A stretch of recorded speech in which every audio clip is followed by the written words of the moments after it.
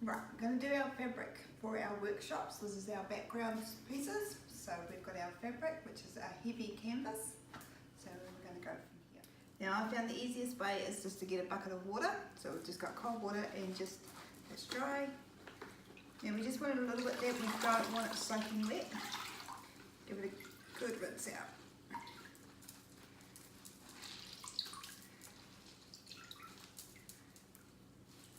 You can see it's give it a good shake. You can see that it's quite damp now. So I'll get you to go zoom in there and you can see there's bits in here that are still a little bit dry, so you can see that. Okay. Now I've got my paints that I use. Obviously you can use whatever you've got as long as it's a fabric dye or paint. So these ones here I've just got from an Emporium, so they're cheap but they work. Yep. So these are two of the fabric dyes that I use. This one here is just from an AJ's Emporium here in town in Rotorua. And it's quite good. You can water it down and it gives you a really good nice watercolour effect. This one here is a jacquard textile. So again, you can buy these online and they're quite good to use as well. I found these ones good, but only if you're using a very small area of place. If you're using a bigger area, such as what we're doing today, they're not as effective, but they do give a really nice little shimmer, so they're quite good to use as well. Obviously your gem, which I don't currently have at the moment, they're a good one to use as well. And you've got your luminaires, which gives you a nice sort of shimmer look to this little container, and we've put about that much water in there. Can you see?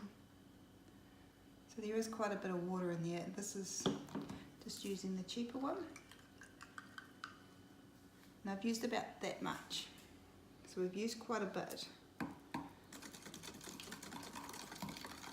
Give that a good mix around.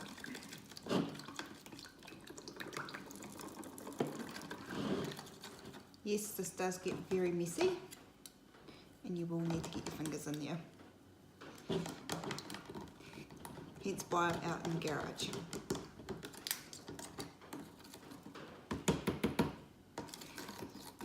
Try and make sure that there's no lumps in the dye, so it's got quite watery.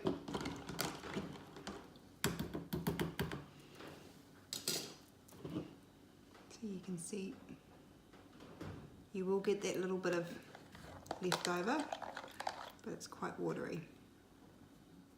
Okay, so we've got about the same amount of water for the green. But for this green, because I find that it's quite a bright green and I don't want it that green, I'm going to pinch a little bit of my blue.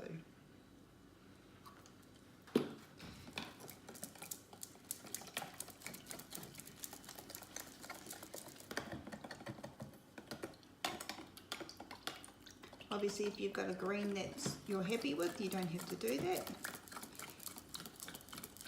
I just wanted it a little bit darker.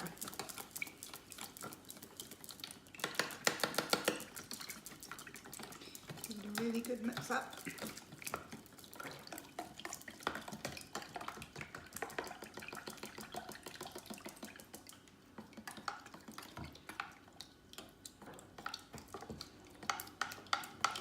As you can see, it's quite runny.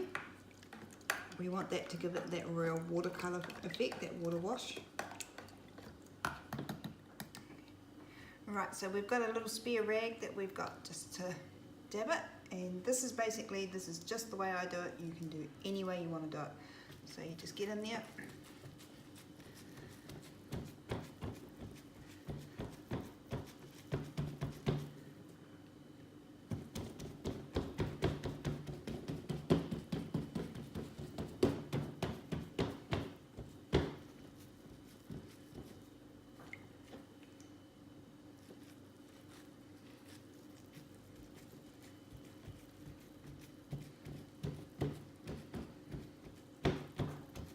Remember, when it dries, it will dry a little bit lighter.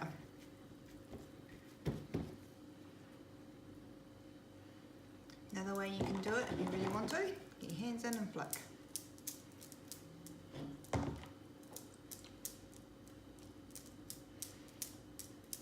Of course you can do that.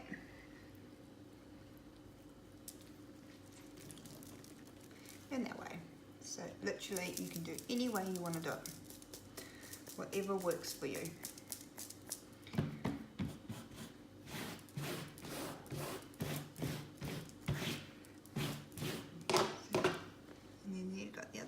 So you can always, if you don't like one side, but you like the other side, like that more muted look, you can do that. Okay, so that's your blue done.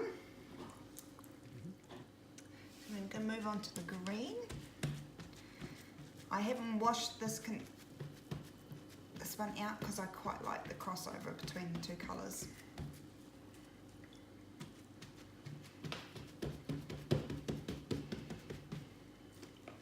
As you can see, it gives you just quite a nice depth with the greens and the blues.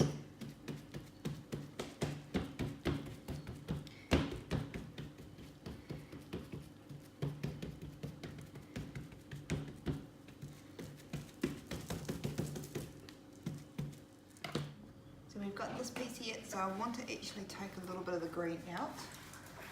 So we're just going to put a bit in our water that we've used before.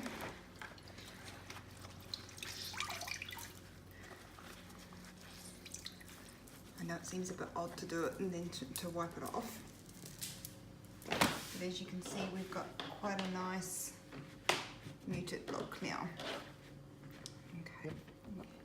So I've just got a darker green, so I'm just going to put a few splotches through here just to give it a bit more depth.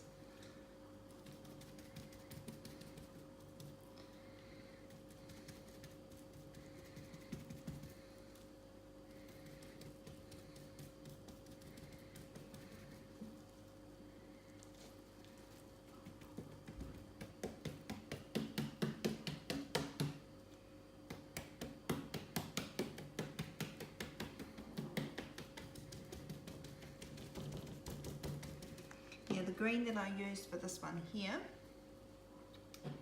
is this one here.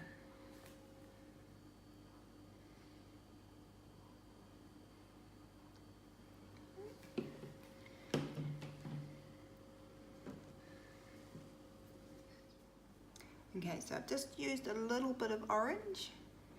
Now I'm just going to put that up into the sky just to give it a little bit of depth, looking like a little bit of a sunset or something.